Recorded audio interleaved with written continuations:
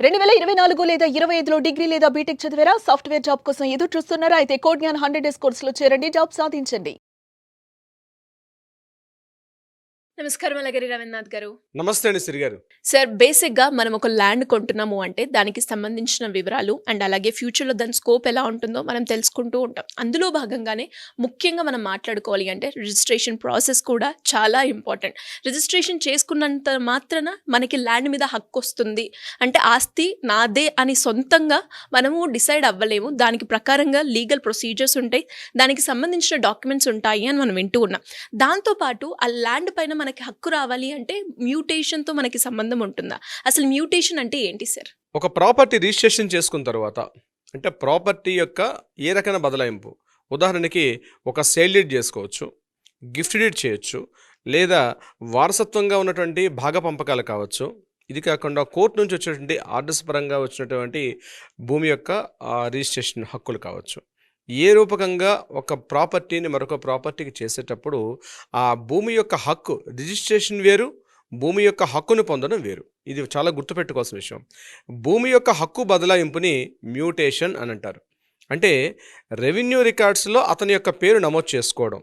ఉదాహరణకి వ్యవసాయ భూములు, ప్లాట్లు ఇట్లాంటివి ఉండేటప్పుడు ఏమవుతాయంటే ఒక ప్రాపర్టీ భూ బదలాయింపు జరిగేటప్పుడు అంతకుముందు ఉన్నటువంటి ఎవరైతే హక్కుదారుడు భూమి యజమాని యొక్క హక్కులు ఏవైతే ఉంటాయో ఆ భూమి యాజమాన్యపు పేరు మార్పు, లేక భూమి యాజమాన్యపు హక్కు యొక్క బదలాయింపు, లేదా భూమి యాజమాన్యపు హక్కు యొక్క ఆ యొక్క బదలాయింపు కార్యక్రమాన్ని దీన్ని పూర్తిగా మ్యూటేషన్ చేసుకునే ప్రక్రియ చాలా చాలా కీలకమైనటువంటి విషయం యొక్క దీంట్లో.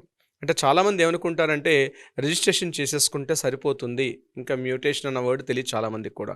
కానీ ఈ మ్యూటేషన్ అనేది చాలా ఇంపార్టెంట్. ఇక్కడ మన తెలంగాణలో ఎలా ఉంటుందంటే 2020 వరకు ఉన్నటువంటి 6వ చట్టం ప్రకారం అంతకుముందు ఏం చేశారంటే వ్యవసాయ భూములైనా అదేవిధంగా స్థలాలు అనేటువంటివన్నీ కూడా రిజిస్ట్రేషన్ ఆఫీస్లో చేసేవారు. రిజిస్ట్రేషన్ చేసిన ఆఫీస్ అయిపోయిన తర్వాత ఇమీడియట్గా అక్కడ నుంచి తహసీల్ డిపార్ట్మెంట్ మాత్రమే, తహసీల్ ఆఫీస్ వాళ్ళు మాత్రమే ఈ యొక్క మ్యూటేషన్ చేసే ప్రక్రియ ఉండేది. అంటే ఇక్కడ ఈ సేల్ డీడ్ డాక్యుమెంట్ ఇవన్నీ తీసుకొని తహసీల్ ఆఫీస్లో వాళ్ళని అక్కడ నమోదు చేసుకునేటప్పుడు ఆ తహసీల్ వాళ్ళు అంతకుముందు రెవెన్యూ రికార్డ్స్లో ఉన్నటువంటి ఎవరైతే మండల ఆఫీస్ అంటాం మనం, ఆ మండల ఆఫీస్ ఉన్నటువంటి ఆ యొక్క రికార్డ్స్ ఏవైతే ఉంటాయో అక్కడ ఆ పేరు మార్పు అనేది అక్కడ జరిగేది ఇంతకుముందు. కానీ 2020లో వచ్చినటువంటి మన కొత్త 6వ చట్టం ప్రకారం ఏం చేశారంటే వ్యవసాయ భూములన్నీ కూడా మండల రిజిస్ట్రేషన్ ఆఫీస్లో చేస్తారు. ఓపెన్ ప్లాట్లు లేకపోతే ఇతరత్ర ఇల్లు ఇట్లాంటివన్నీ కూడా మనకి రిజిస్ట్రేషన్ ఆఫీస్లో చేస్తారు. అయితే మ్యూటేషన్ ప్రక్రియ ఎలా అంటే వ్యవసాయ భూములు ఏదైతే చేస్తారో ఎకరాల్లో కావచ్చు, గుంటల్లో కావచ్చు, ల్యాండ్ రిజిస్ట్రేషన్ చేసేటప్పుడు ఇంతకుముందు 2020కు పూర్వం ఎలా ఉండేది, ఖచ్చితంగా రిజిస్ట్రేషన్ ఆఫీసులు చేసేవారు. కానీ 2020 తర్వాత వచ్చేటువంటి 6వ చట్టం ప్రకారం ఎంఆర్ఓ ఆఫీసులో మాత్రమే పూర్తిగా ఈ యొక్క వ్యవసాయ భూముల యొక్క రిజిస్ట్రేషన్ ప్రక్రియ జరుగుతుంది. దాంతోపాటే మ్యూటేషన్ కూడా జరిగిపోతుంది. 0.1% మన రిజిస్ట్రేషన్ ఫీజుతో పాటు పే చేసినప్పుడు ఈ యొక్క హక్కుల బదలాయింపు కూడా రిజిస్ట్రేషన్ ఆఫీసులో, ఎంఆర్ఓ ఆఫీసులోనే పూర్తిగా యొక్క రిజిస్ట్రేషన్స్ అన్నీ కూడా మనకి తెలంగాణలో జరుగుతున్నాయి 2020 నుంచి కూడా. ఆ తర్వాత ధరణిలో కూడా పేరు మార్పు ఇవన్నీ కూడా జరుగుతూ ఉన్నాయి. దీనికి సంబంధించినటువంటి వివరాలు. ఇకపోతే స్థలాలు, ఇండ్లు ఇట్లాంటివన్నీ కూడా రిజిస్ట్రేషన్ ఆఫీసులో చేస్తారు. రిజిస్ట్రేషన్ ఆఫీసులు చేసిన తర్వాత దానికి సంబంధించిన మ్యూటేషన్ ప్రక్రియ అంటే ప్రాపర్టీ రిజిస్ట్రేషన్ అయిపోయిన తర్వాత ఒక ఇండ్లు కావచ్చు, స్థలం కావచ్చు, ఇవన్నీ కూడా మన కన్సల్ట్ డిపార్ట్మెంట్ అంటే మున్సిపల్ ఆఫీసులో కావచ్చు, లేకపోతే పంచాయతీ ఆఫీసులోని నమోదు అనేది అక్కడ హక్కులు మార్చుకున్నదని అక్కడ మ్యూటేషన్ అంటారు. ఇది తెలంగాణలో ఉన్నటువంటి ప్రక్రియ.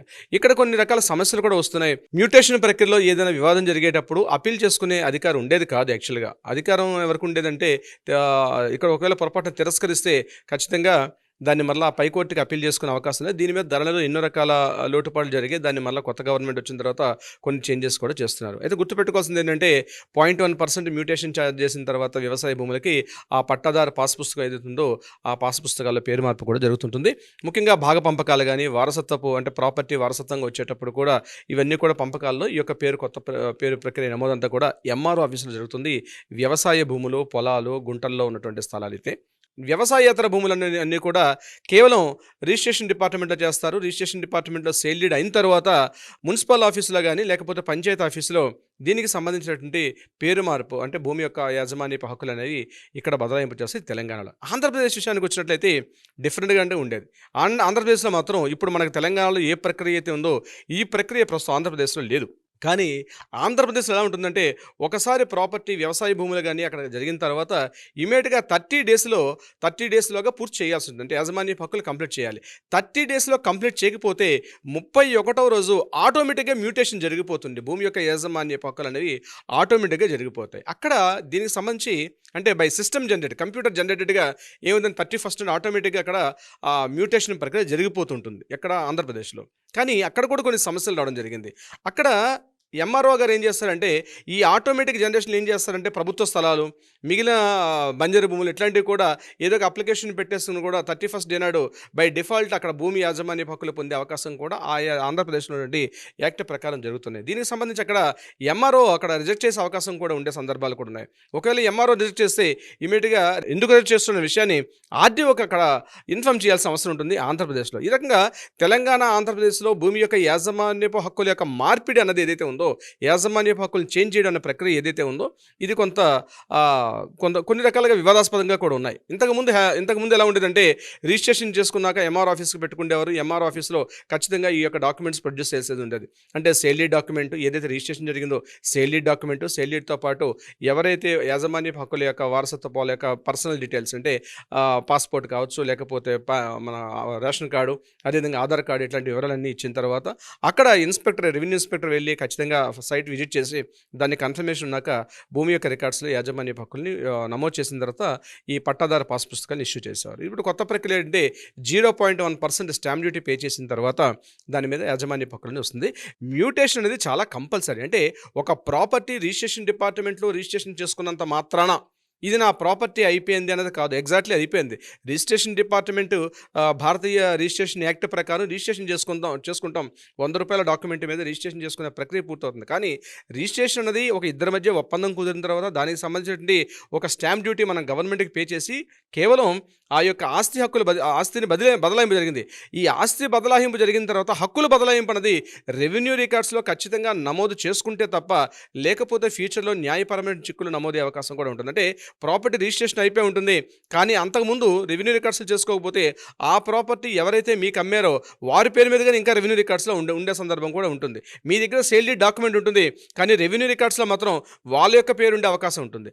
అటువంటి సందర్భాల్లో ఫ్యూచర్లో మీరు ప్రాపర్టీని విలునామా రాసిన, లేకపోతే ప్రాపర్టీ భాగపంపకాలు చేసుకున్నా, ఇతరత్ర ఏ కార్యక్రమాలు గిఫ్ట్ డీడ్ చేసుకున్నా, అటువంటి సందర్భాల్లో న్యాయపరమైన చిక్కులు వెలువడే అవకాశం ఉంటుంది.